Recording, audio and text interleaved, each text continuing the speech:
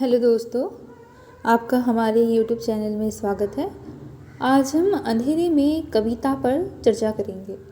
अंधेरे में कविता गजानन माधव मुक्तिबोध की लंबी कविता है। यह कविता चांद का मुँह टेढ़ा में संकलित है। इस कविता की जो मूल संवेदना है उसे आज हम जानेंगे।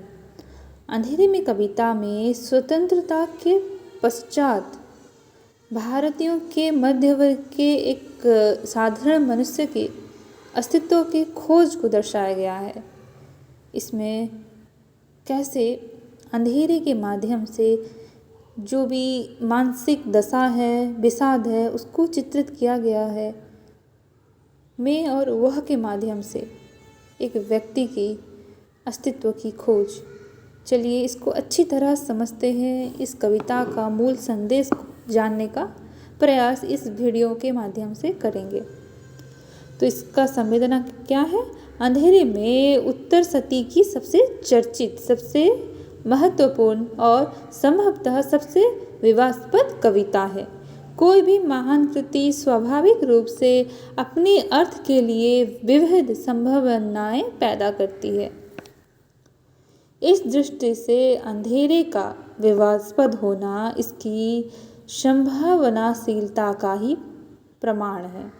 खास बात यह है कि ये विवाद भिन्न रुचि और विचारधारा वालों के बीच की नहीं, समान धर्मी आलोचकों के बीच भी है। इसलिए विचारधाराओं के पूर्व निर्धारित ढांचे से इस कविता को पूरी तरह समझ पाना कठिन है। इस कविता की व्याख्या करते हुए डॉक्टर नामवर सिंह ने परम अभिव्यक्ति की खोज को इसका मूल कथ्य कहा है और काव्य नायक के आत्मनिर्वासन, अलगाव और रैकरण रीइपिकेशन की इस संदर्भ में मार्क्सवादी दृष्टि से चर्चा की है। वहीं रामविलास शर्मा ने नई कविता और अस्तित्ववाद में यह सिद्ध करने का प्रयास किया है कि इस कविता का कथ्य सिजोफ्रेनिया नामक मानसिक रोग से ग्रस्त और खंडित व्यक्तित्व मुक्तिबोध को उस अपराध बोध और दायित्व बोध से मुक्ति दिलाने से संबंधित है जो अस्तित्ववाद के प्रभाव से पैदा हुआ है। श्रीकांत वर्मा की राय यह है कि इस कविता की मूल चुनौती अंधेरे में धंसते हुए आज़ाद हिंदुस्तान के ज्वलंत प्रश्नों को कविता के प्रश्नों में बदलने की है। शमशेर बहादुर सिंह का मानना है कि इस कविता का मूल कथ्य स्वतंत्र उत्तर भारतीय जीवन का संपूर्ण परिवेश है। लंबी कविता। अंधेरे में एक लंबी कविता है, किंतु इसकी लंबाई का संदर्भ सरोज स्मृति तथा राम की शक्ति पूजा से भिन्न है। सरोज स्मृति की लंबाई का कारण यह है कि उसमें अनेक स्मृति चित्रों का गुम्फित है। राम की शक्ति पूजा इसलिए लंबी है कि वह एक कथा पर आधारित है जो अपने आरंभ के साथ अपना विकास करती हुई अवसान को प्राप्त करती है। अंधेरे में या मुक्तिबोध की कोई भी कविता क्यों लंबी होती है, इसका खुलासा खुद मुक्तिबोध करते हैं। यथार्थ के तत्व परस्पर गुम्फित होते हैं, साथ ही पूरा यथार्थ गतिशील होता है। यथार्थ के तत्व परस्पर गुम्फित होते हैं, साथ ही पूरा यथार्थ गतिशील होता है। यही कारण है कि मैं छोटी कविताएं लिख नहीं पाता और जो छोटी होती है वह वस्तुतः छोटी ना होकर अधूरी होती है। तो मुक्तिबोध का यह कथन है कि जो यथार्थ है उसको पूर्ण रूप से वर्णन किया जाना चाहिए। आधा अधूरा अगर होगा तो नहीं हो सकता ना। अगर उनकी जो छोटी कविता है, उनका मानना है कि जो अगर कोई कविता छोटी है तो वो अधूरी है। तो यह उनका मत है। अंधेरे में कविता मूलतः उसी यथार्थ को पकड़ना चाहती है जिसके तत्व परस्पर गुम्फित हैं, जिसके कई स्तर हैं, जिसके कई आयाम हैं। यथार्थ को समग्रता में पकड़ने का आग्रह इस कविता में इतना मजबूत है कि श्रीकांत वर्मा के विचार में यह कविता उपन्यास में परिणत हो सकती थी, ऐसी बहुस्तरीय और बहुआयामी कविता में यदि खोजना ही तो मूल संवेदना को नहीं, मूल संवेदनाओं को खोजना होगा।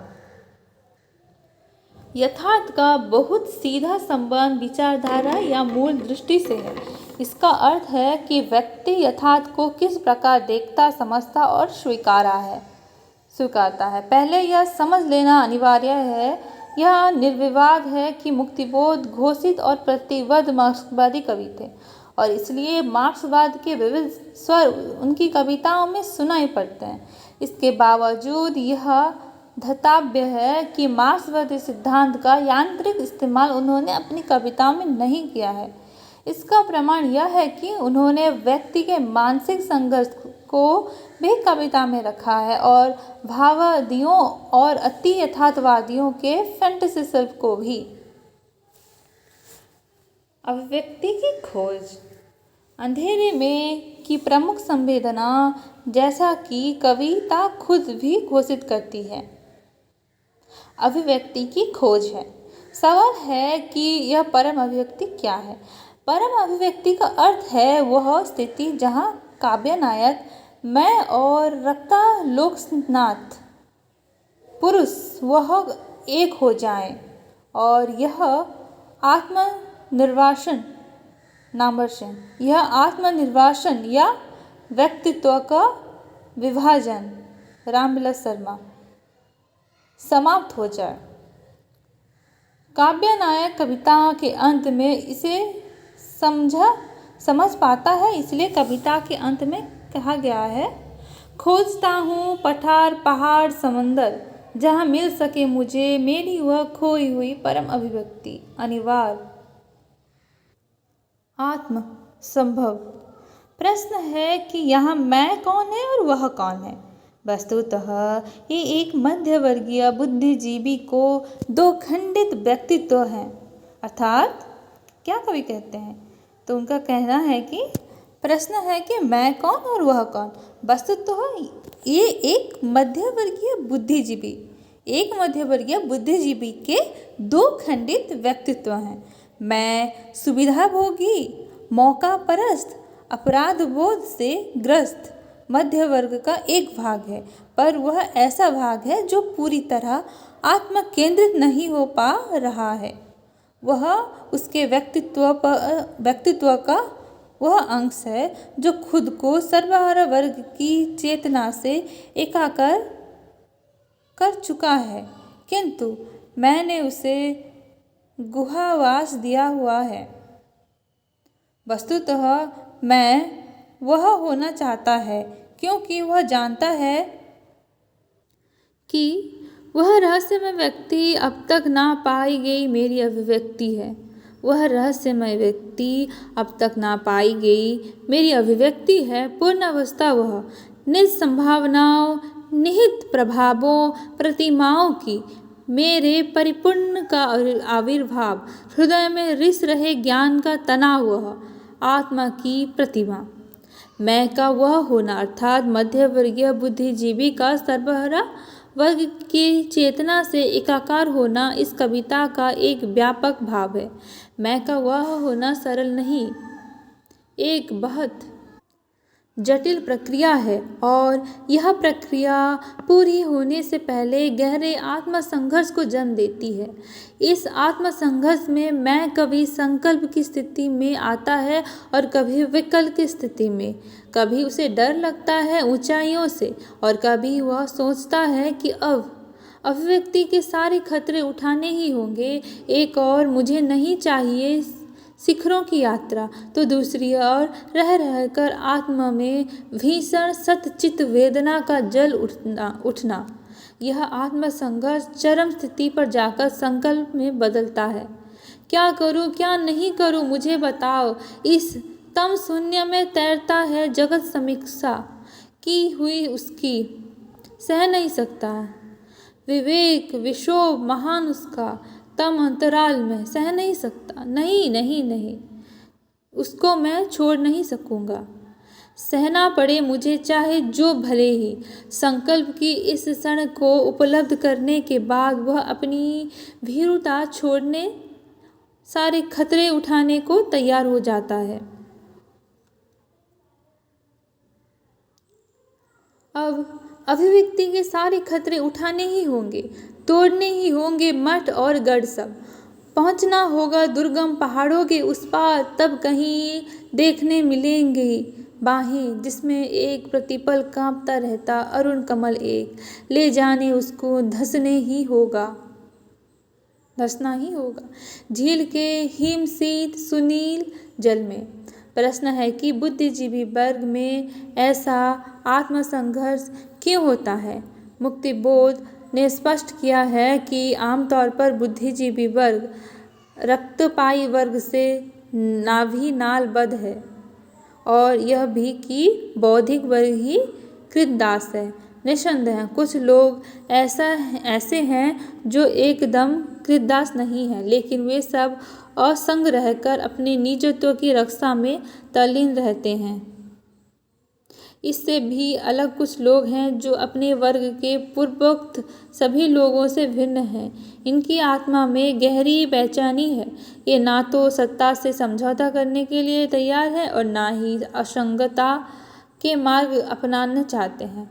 मुक्तिबोध के शब्द में आत्मा चेतस्वी है और विश्व चेतस्वी, इसलिए इनमें भयानक आत्मसंघर्ष चलता रहता है। अपने वर्ग की स्वाभाविक मध्यवर्गीय कमजोरियां इनमें भी हैं, किंतु इन्हें अपनी कमजोरियों का पूरा एहसास है।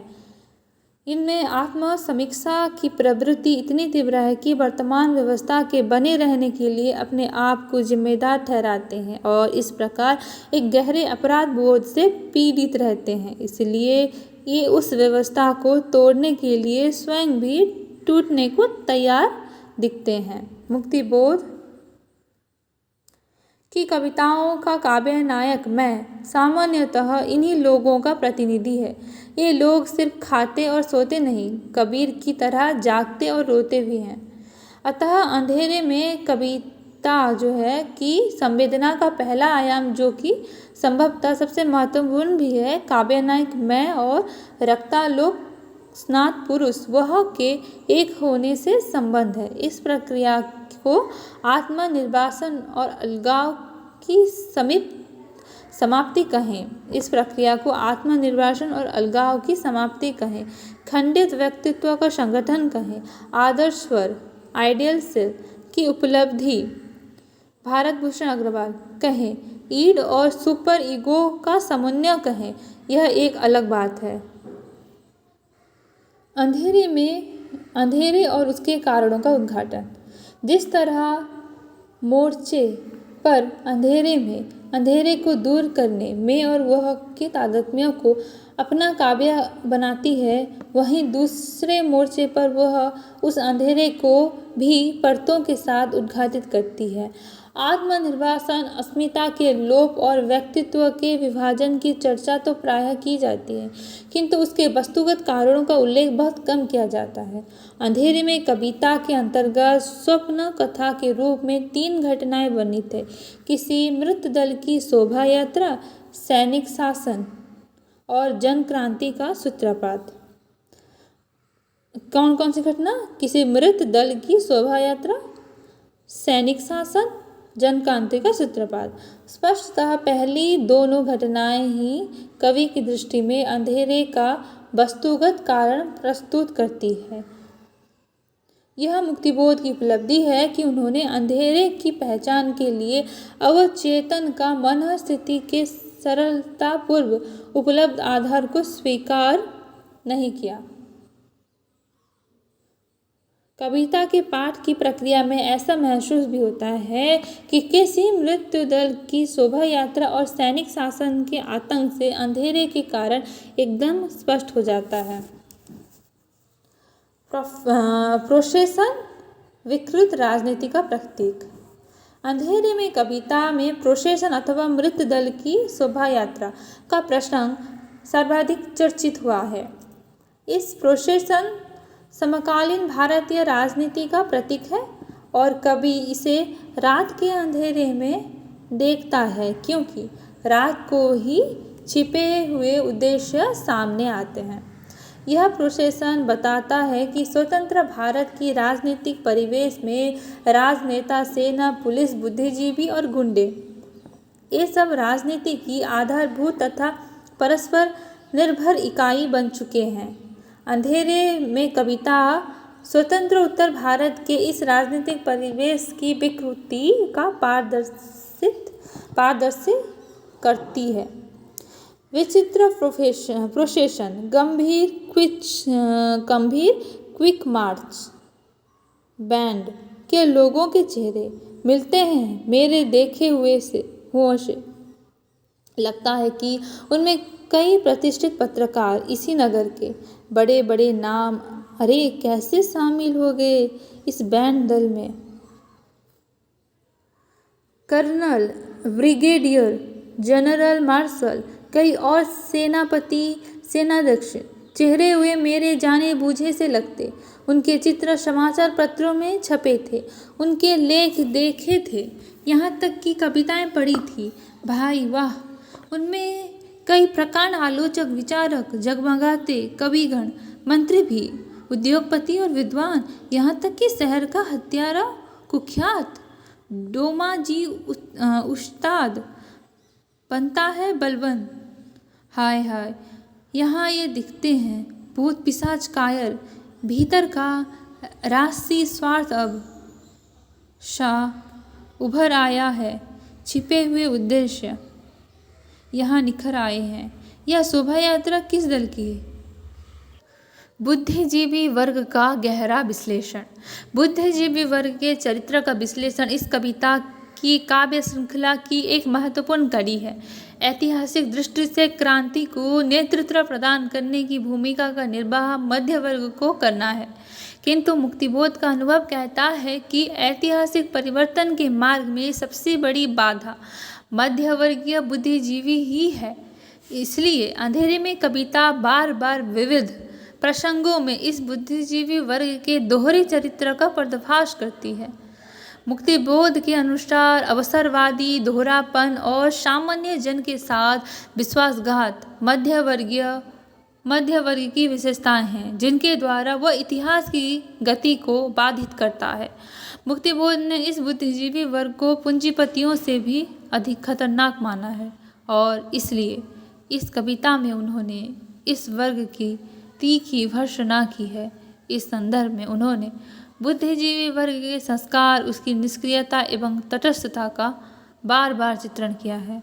उदाहरण के लिए वे मध्य वर्ग की स्थायी स्थितिवादी प्रकृति का रेखांकन करते हुए लिखते हैं, अरे भाई, मुझे नहीं चाहिए शिखरों की यात्रा, मुझे डर लगता है ऊंचाइयों से, बजने दो सांकल। इसी प्रकार मध्य वर्ग के अवसरवादियों का उल्लेख करते हुए वे लिखते हैं, अब तक क्या किया, जीवन क्या जिया, ज्यादा लिया और दिया बहुत बहुत कम, मर गया देश और जीवित रह गए तुम।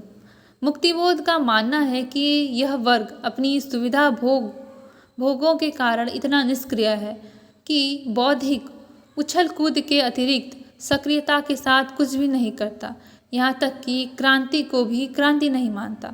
सब चुप, साहित्यक चुप और कविजन निर्वाक, चिंतक, शिल्पकार, नर्तक चुप हैं। उनके ख्याल से यह सब गफ है, मात्र किंवदंतियाँ। रक्तपाई वर्ग से निभी नाल वध ये सब लोग नपुंसक भोग सिरा जालों में उलझे, प्रश्न की उथली सी पहचान, राह से अनजान, वाक रुदंत। अंधेरे में कवि कथ्य श्रृंखला का एक सिरा जन क्रांति से भी जुड़ा है, जिसे मुक्तिबोध ने इस कविता में फैंटेसी के माध्यम से उपलब्ध किया है। वे स्वप्न में देखते हैं कि जब युग बदलता है वाकई, और फिर उससे प्रमाणित भी करना चाहते हैं। यह कथा नहीं है, यह सब सच है। हाँ भाई, कहीं आग लग गई, कहीं गोली चल गई। शिल्प पक्ष। किसी भी रचना की अंतर्वस्तु और उसके शिल्प में एक अनिवार्य संबंध है। अंतर्वस्तु और उसके शिल्प में आधुनिक शैली विज्ञान का तो दावा है कि शिल्प किसी कवि की मानसिक संरचना को समझने का एक महत्वपूर्ण माध्यम है। मार्क्सवादी आलोचक यद्यपि शिल्प को इतना महत्व नहीं देती, यद्यपि नहीं देती, तथापि यह मानती है कि कथ्य ही शिल्प का निर्धारण करता है। मुक्तिबोध की सर्वाधिक महत्वपूर्ण इस कविता के शिल्प का विश्लेषण इस संदर्भ में किया जाना चाहिए। काव्य रूप। अंधेरी में काव्य रूप की दृष्टि से एक लंबी कविता है। यह नामकरण मजबूरी में किया गया एक नामकरण है, क्योंकि यह कविता के पुराने प्रतिमानों के आधार पर किसी भी काव्य रूप में समाहित नहीं की जा सकती, और इसकी आकारगत लंबाई एक ऐसी सहज उपलब्ध विशेषता थी जिसे नामकरण का आधार मान लिया गया।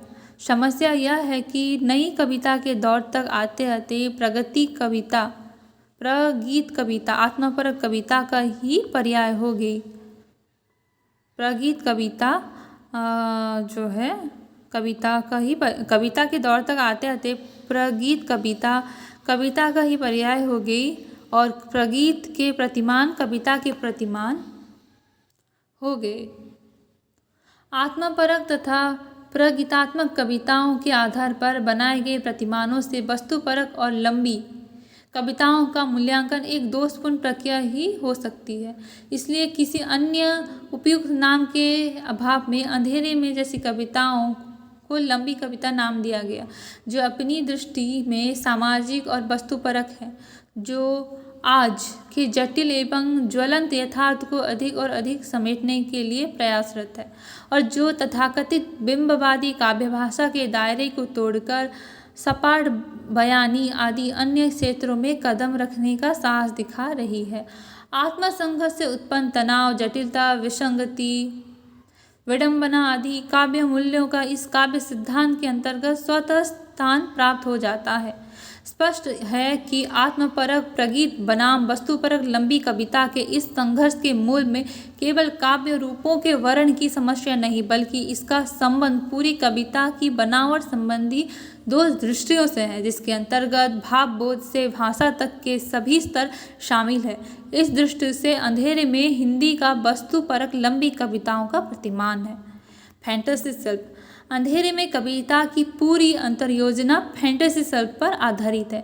फैंटेसी का यह अर्थ है कि अंधेरे में की कथावस्तु एक विकास स्वप्न के माध्यम से होता है। वैसे तो पूरी कविता एक स्वप्न है, लेकिन उस स्वप्न के भीतर भी स्वप्न चलते रहते हैं, यहाँ तक कि जब कवि कहते हैं कि स्वप्न भंग हो गया, तब भी वह सपने में ही रहता है, एक स्वप्न से निकलकर दूसरे स्वप्न में। आमतौर पर फैंटेसी को भाववादियों और अति यथार्थवादियों के शिल्प के रूप में विख्यात किया जाता है। इसलिए अंधेरे में के संबंध में एक बहुत जबरदस्त विवाद खड़ा हो गया कि वस्तुपरक और सामाजिक यथार्थ की अंतर्वस्तु को भाववादी या अति यथार्थवादी शिल्प पद्धति में प्रस्तुत किया जा सकता है, और यदि किया जा सकता है तो क्या ऐसा करना जरूरी है कि नैतिक है? दरअसल मुक्तिबोध ने फैंटेसी शिल्प के इस्तेमाल का फैसला यूं ही नहीं किया। उसके पीछे गहन विचार विश्लेषण की एक पूरी प्रक्रिया थी, जिसे समझना आवश्यक है। मुक्तिबोध ने अपनी कविता के माध्यम से समकालीन भारत के उस जटिल यथार्थ को पकड़ना चाहते थे जिसके विभिन्न तत्व परस्पर गुंफित थे। उन्होंने यह महसूस कर लिया था कि जिस यथार्थ को वे पकड़ना चाहते हैं वह इतना स्थूल और गोचर नहीं है कि उसे सतही प्रेक्षण के माध्यम से जाना जा सके। उसमें इतनी जटिलता और अंतर्विरोध है कि उसे अंतर्दृष्टि से ही जाना जा सकता है। महज दृश्य यथार्थ के यांत्रिक अंकन से बंधन से पिछले दौर के प्रगतिवादियों के विरुद्ध उन्होंने इनकार कर दिया। अवचेतन की ऊहापोह का उपयोग करते हुए उन्होंने व्यवस्था, प्रतिष्ठान और वस्तु जगत को निरावृत करने की कोशिश की है। यही कारण है कि कलावादियों और अति यथार्थवादियों की फैंटेसी, जो कल्पना की उड़ान भरने या आदर्श के दिव्यलोक रचने अथवा दमित वासना के अवचेतन बिंब उपस्थित करने का काम आती रही है, वह मुक्तिबोध के यहाँ बुर्जुआ और प्रतीकवादी समाज को निर्वस्त्र करने या वास्तविकता का साक्षात्कार करने का सृजनात्मक औजार बन गई है। इस अंतर तत्वों को पहचान कर ही मुक्तिबोध के शिल्प को परिभाषित करना जरूरी है। अब प्रश्न उठता है कि यथार्थवादी दृष्टिकोण से युक्त किसी कथ्य को अयथार्थवादी शिल्प में अभिव्यक्त किया जाना उचित है। समाजवादी यथार्थवाद के आग्रही कुछ लेखकों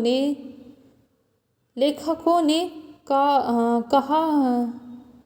कहना लेखकों नहीं बल्कि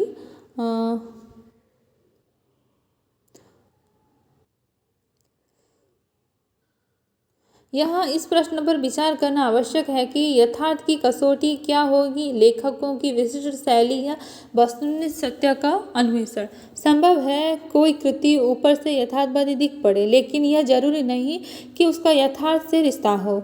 उसके विपरीत भी स्थिति हो सकती है, यानी वस्तुनिष्ठ सत्य का अन्वेषण ही रचना की कसौटी होगी। यही बात है कामायनी के विवेचन करते हुए मुक्तिबोध में स्पष्ट रूप से कही है। यथार्थवादी शिल्प और यथार्थवादी दृष्टिकोण में अंतर है। यह बहुत संभव है कि यथार्थवादी शिल्प के विपरीत जो भाववादी शिल्प है, उस शिल्प के अंतर्गत जीवन को समझने की दृष्टि यथार्थवादी रही हो, यानी हमारा विश्लेषण शिल्प के वास्तविक इरादे को लेकर ही होनी चाहिए।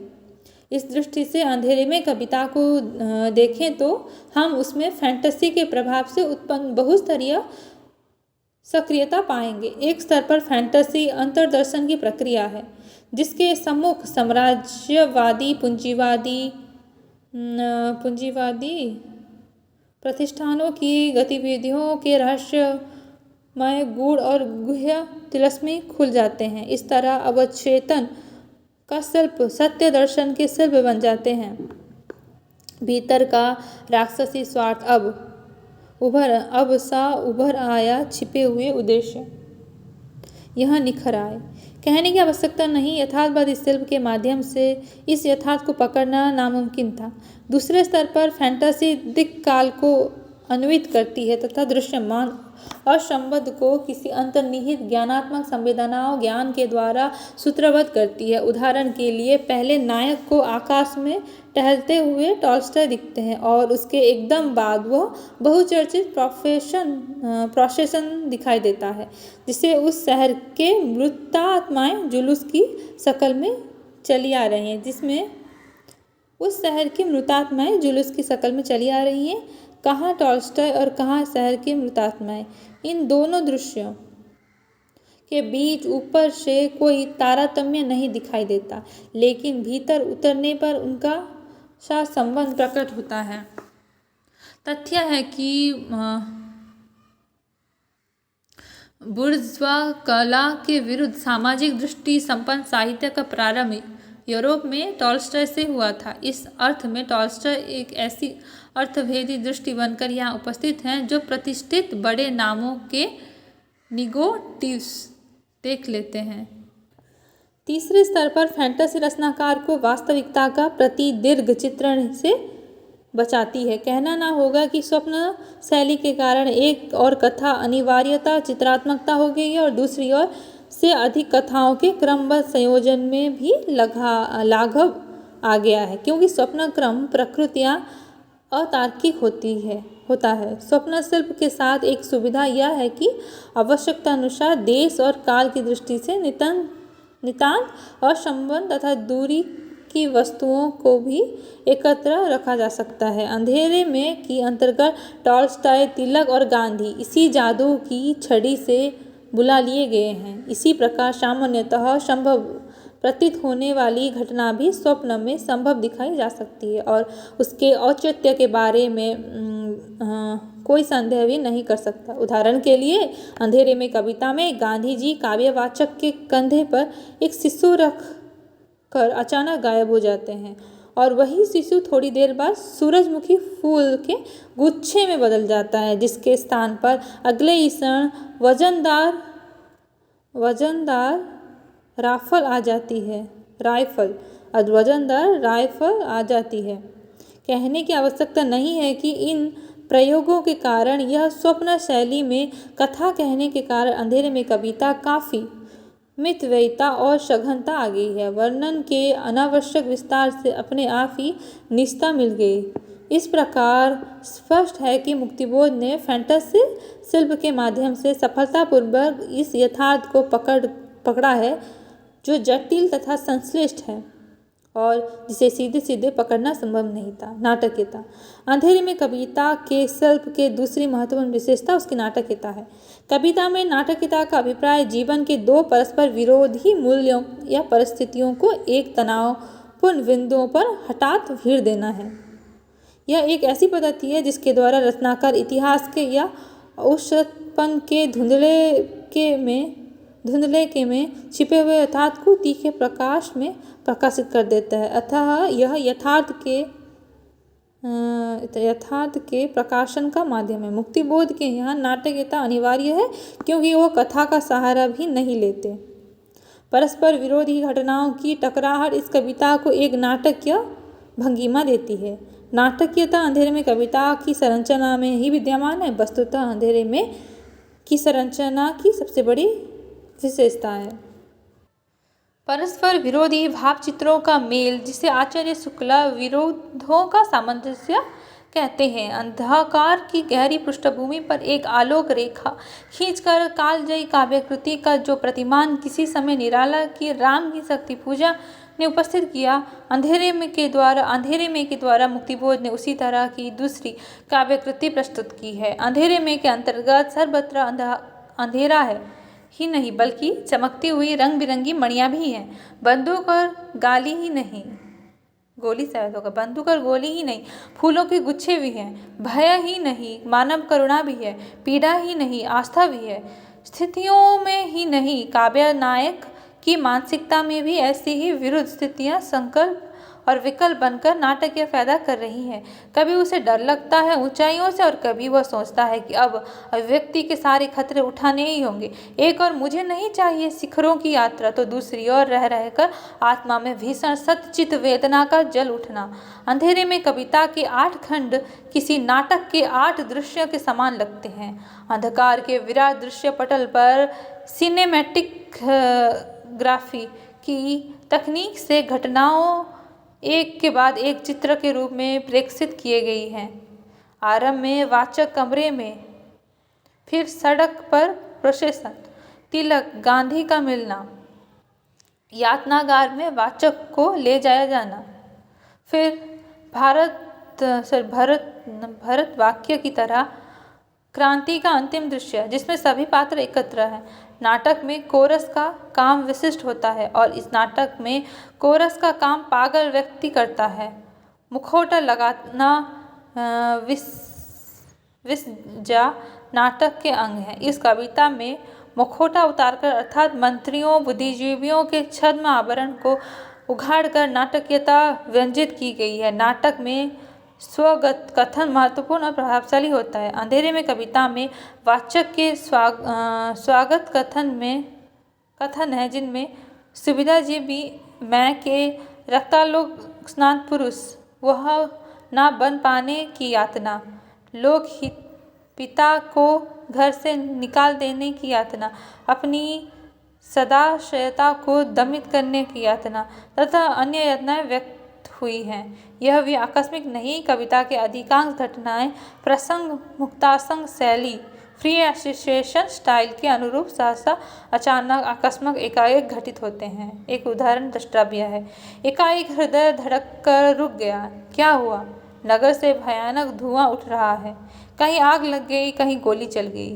पात्रों की योजना तथा संवाद धर्मिता भी अंधेरे में कविता को नाटकीयता प्रदान करती है। कविता मैं और वह 2 हिस्सों में बटी है जिनके संबंधों को यह नाटक के माध्यम से प्रस्तुत करती है। इसके अतिरिक्त कविता में स्वगत के साथ साथ संवादों को भी काफ़ी मात्रा में स्थान दिया गया है। उदाहरण के तौर पर गांधी जी की काव्य नायक से कहते हैं, मिट्टी के लोंदे में किरगिले कण कण गुण हैं, जनता के गुणों से ही संभव भावी का उद्भव। इस प्रकार नाटकीयता अंधेरे में कविता की शिल्प योजना का महत्वपूर्ण गुण है। डॉक्टर नामवर सिंह नाटकीय विधान को ही इस कविता का सर्वाधिक महत्वपूर्ण उपलब्धि मानते हैं। वस्तुतः यह कविता अत्यंत अनगढ़ तथा जटिल होते हुए भी अपनी नाटकीयता के कारण कथ्य का संप्रेषण पाठक तक करने में सफल होती है।